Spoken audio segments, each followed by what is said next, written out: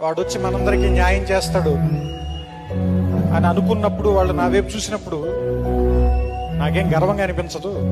ఎందుకంటే ఇంకా ఎవడో ఒకడు వచ్చి న్యాయం చేయాల్సిన పరిస్థితుల్లో జనం ముందుకు బాధగా అనిపిస్తుంది. సో అలా ఎవరి కోసం వేచి చూడకుండా ఉండే రోజు రావటం కోసం ఎప్పటి నుంచో కొన్ని వందల సంవత్సరాల నుంచి, వేల సంవత్సరాల నుంచి చాలా మంది ప్రయత్నిస్తూనే ఉన్నారు. వాళ్ళ వరుసలో ఎక్కడో చివరి నిలబడగలిగే స్థాయి నాకు కూడా భగవంతుడు కల్పిస్తే అంతకంటే గొప్పది మరేం లేదని చెప్తుంటారు ఆయన. ఎందుకంటే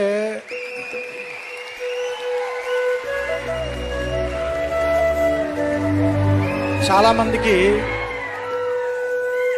చెయ్యెత్తగానే జనం ఆగిపోయే శక్తి ఎక్కడో కోట్లలో ఒకటికి ఇస్తాడు దేవుడు.